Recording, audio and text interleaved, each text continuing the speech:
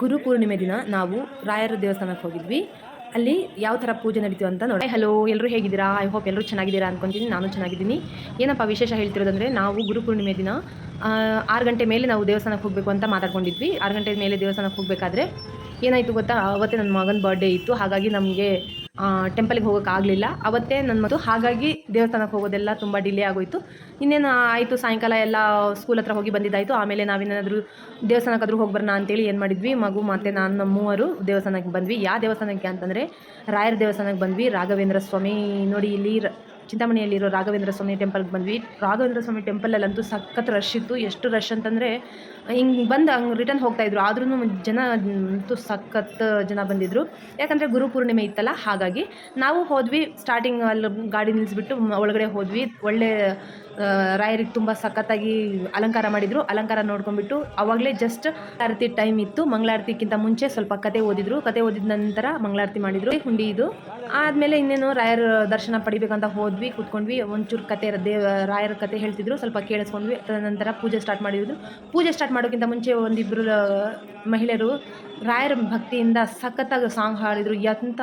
ಎಷ್ಟು ನೀಟಾಗಿ ಭಕ್ತಿ ಪ್ರಧಾನದ ಸಾಂಗ್ ಹಾಡಿದರು ಅಂದರೆ ಸಖತ್ತಾಗಿ ಹಾಡುಗಳನ್ನು ಹಾಡಿದರು. ಹಾಡಿದ ನಂತರ ದೇವರಿಗೆ ತುಂಬ ಚೆನ್ನಾಗಿ ಅಲಂಕಾರ ಮಾಡಿದ ಅಚ್ಚಿನ ಆರತಿ ಮತ್ತು ಲಿಂಬೆಹಣ್ಣಿನ ಆರತಿ ತುಂಬ ಚೆನ್ನಾಗಿ ಮಾಡಿದರು. ನಾನು ಲಿಂಬೆಹಣ್ಣು ತಗೊಂಡು ಹೋಗಿದ್ದೆ, ಮಾಡಿದೆ. ಬಟ್ ನನಗೆ ವಿಡಿಯೋ ಮಾಡೋದು ಅರ್ಥ ಆಗಲಿಲ್ಲ, ಹಾಗಾಗಿ ಸುಮ್ಮನೆ ಆದೆ. ಹಾಗಾಗಿ ಅದು ಸ್ವಲ್ಪ ವಿಡಿಯೋ ಮಾಡಿದೆ ಅಷ್ಟೇ. ನೋಡಿ, ಇಷ್ಟೆಲ್ಲ ಆದಮೇಲೆ ಸಖತ್ತಾಗಿ ಅಲಂಕಾರ ಮಾಡಿದರು. ಎಷ್ಟು ಚೆನ್ನಾಗಿ ಕಾಣಿಸ್ತಿದ್ರು ಅಂತಂದರೆ ರಾಯರು ಸಖತ್ತಾಗಿ ಸೂಪರಾಗಿ ಕಾಣಿಸ್ತಾಯಿದ್ರು. ನಾವು ಬಂದಾದಮೇಲೆ ಅಲ್ಲಿ ನೋಡಿ ಜನ ಅಂತೂ ಸಿಕ್ಕಾಪಟ್ಟೆ ಜನ ಬಂದಿದ್ದರು. ಇಲ್ಲಿ ಎಲ್ಲ ಎಷ್ಟು ಭಕ್ತರು ಅಂದರೆ ತುಂಬ ಭಕ್ತಾದಿಗಳು ಬಂದಿದ್ದರು. ಸಾಗರ ಬಂದಿತ್ತು. ನಾನು ಹೋದೆ. ಒಂದು ಏನಪ್ಪ ಅಂತಂದರೆ ಒಂದು ಹಾರ ತೊಗೊಂಡೋಗಿದ್ದೆ. ಹಾಗೆ ನನ್ನ ಕೈಲಾದಷ್ಟು ಭಕ್ತಿಯಿಂದ ನಾನು ಪೂಜೆ ಮಾಡಿಬಿಟ್ಟು ದೇವರಿಗೆ ಅರ್ಚನೆ ಮಾಡಿಸ್ಬಿಟ್ಟು ಭಕ್ತಿಯಿಂದ ಬೇಡ್ಕೊಂಡ್ಬಿಟ್ಟು ನಾನು ಕೂತ್ಕೊಂಡೆ. ಅಲ್ಲಿ ಕತೆ ಹೇಳ್ತಿದ್ರು. ಕತೆ ಕೇಳಿಸ್ಕೊಂಡು ಕತೆ ಹೇಳಿದ ನಂತರ ಅವರು ಮಹಿಳೆಯರು ಬಂದಿದ್ರಲ್ವ, ನಾರಿಮಣಿಯರು ಬಂದಿದ್ರಲ್ವ, ಅವರು ಸ್ವಲ್ಪ ದೇವರ ಭಕ್ತಿ ಹಾಡಿದರು.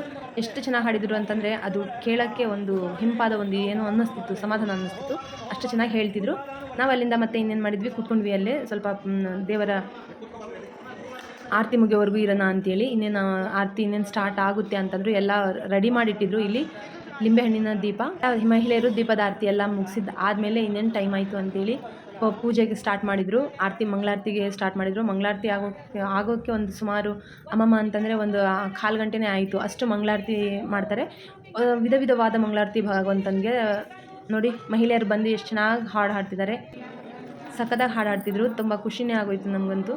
ನಾನು ಸ್ವಲ್ಪ ಅವ್ರ ಜೊತೆ ರಾಗ ಬೆರೆಸಿದೆ. ಅದಾದಮೇಲೆ ಇನ್ನೇನು ಅವ್ರದ್ದು ಸಾಂಗ್ ಹಾಡು ಕಂಪ್ಲೀಟ್ ಆಗ್ತಾ ಬಂತು. ತದನಂತರ ಮಂಗಳಾರತಿ ಸ್ಟಾರ್ಟ್ ಮಾಡಿ ಎಲ್ಲರದ್ದು ಭಕ್ತಿ ಹಾಡು ಮುಗಿದ ನಂತರ ಮಂಗಳಾರತಿ ಸ್ಟಾರ್ಟ್ ಮಾಡಬೇಕಾಗಿತ್ತು. ಮಂಗಳಾರತಿ ಸ್ಟಾರ್ಟ್ ಮಾಡೋಕ್ಕಿಂತ ಮುಂಚೆ ರಾಯರಿಗೆ ತೊಟ್ಲು ತೂಗಿದ್ರು. ತೊಟ್ಲು ತೂಗ್ತಾ ಒಂದು ತೊಟ್ಟಿಲ ತೂಗಿ ರಾಯರ ಅಂತ ಒಂದು ಸಾಂಗ್ ಹಾಡಿದರು. ಅದ ನಂತರ ಮಂಗಳಾರತಿ ಸ್ಟಾರ್ಟ್ ಆಗೋಯಿತು. 1 2 3 4 ಎಷ್ಟು ಮಂಗಳಾರತಿ, 9 10 ಮಂಗಳಾರತಿ ಎಣಿಸ್ತಾ ಹೋದರೆ, ನಾನೆಲ್ಲ ಕಟ್ ಮಾಡಿದ್ದೀನಿ, ಎಣಿಸ್ತಾ ಹೋದರೆ 9 ಮಂಗಳಾರತಿಯನ್ನು ಮಾಡ್ತಾರೆ. ಮಂಗಳಾರತಿ ಎಲ್ಲ ಮುಗಿದ ಆದಮೇಲೆ ದೇವರ ಗರ್ಭಗುಡಿ ಸುತ್ತ ಒಂದು 2-3 ಸುತ್ತು ಮಂಗಳಾರತಿ ಮಾಡ್ಕೊಂಡು ಹೋದ್ರು.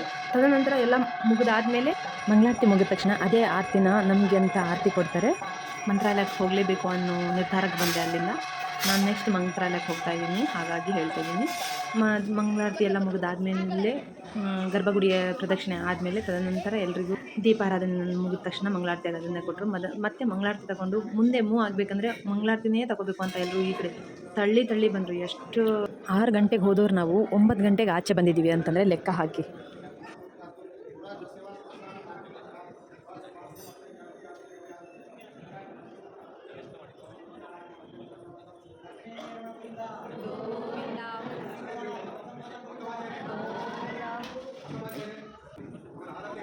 ಒಂದು ಅವಘಡ ನಡೀತು. ಆ ಅವಘಡ ಏನಪ್ಪ ಅಂತಂದರೆ,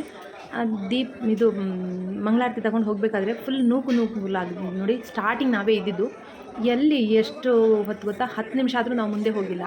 ಫುಲ್ ನೂಕುಲಾಯಿತು. ಇದೇ ಒಂದು ಅವಘಡ ಅಂತ ಹೇಳೋಕ್ಕೆ ಇಷ್ಟಪಡ್ತೀನಿ. ಎಷ್ಟೊತ್ತಾಯಿತು ಅಂತಂದರೆ, ಎಲ್ಲರೂ ಆ ಕಡೆಯಿಂದ ಬರೋರು ಎಲ್ಲರೂ ಮುಂದೆ ಹೋದರು. ಆದರೂ ನಮಗೆ ಮಂಗಳಾರತಿನೇ ಸಿಗಲಿಲ್ಲ. ಸುಮಾರು ಒಂದು 1/2 ಅವರ್ ಅಲ್ಲೇ ನಿಂತ್ಕೊಂಡಿದ್ವಿ. ಅವಘಡ ಅನ್ನೋದಿದು. ಹಾಗೆ ಇದನ್ನು ಹೇಳ್ತಾ ಅಂದರೆ ತುಂಬಾ ಚೆನ್ನಾಗಿ ನಡೀತು. ಮಂಗಳಾರತಿ ಟೈಮ್ ಅಂತೂ ಸಖತ್ ಇದಾಯಿತು, ತುಂಬ ಹೊತ್ತು ನಿಂತ್ಕೊಂಡ್ಬಿಟ್ವಿ. ಮಂಗಳಾರತಿ ಆದಮೇಲೆ ಮುಂದೆ ಪ್ರಸಾದ ಕೊಟ್ಟಿದ್ದರು. ಪ್ರಸಾದ ಸ್ವಲ್ಪ ನಾವು ಇಸ್ಕೊಂಡ್ಬಿಟ್ವಿ. ದೇವರ ಪ್ರಸಾದ ಅಲ್ವಾ, ರಾಯರ ಪ್ರಸಾದ ಇಸ್ಕೊಂಡ್ಬಿಟ್ಟು ಮುಂದೆ ಹೋದ್ವಿ. ಇನ್ನೇನು ಮುಗೀತು, ಆಚೆ ಹೊರಟ್ವಿ ನಾವು. ಆಚೆ ಹೋಗಿ ಗಾಡಿ ಹಾಕ್ಕೊಂಡು ಹೋಗಿದ್ವಿ. ಸುಮಾರು ಅಲ್ಲಿ ಎಷ್ಟಾಯಿತು ಅಂತಂದರೆ 8:30 9 ಗಂಟೆನೇ ಆಯಿತು. ನೈಟು 8 9 ಗಂಟೆ ಆಯಿತು. ಪ್ರಸಾದನ ತಗೊಂಡು ಆಚೆ ಹೋಗಿ ಹಾಗೆ ಗಾಡಿ ಮೇಲೆ ಬಂದ್ವಿ. ಹಾಗೆ ಗಾಡಿ ಮೇಲೆ ಹೋದ್ವಿ.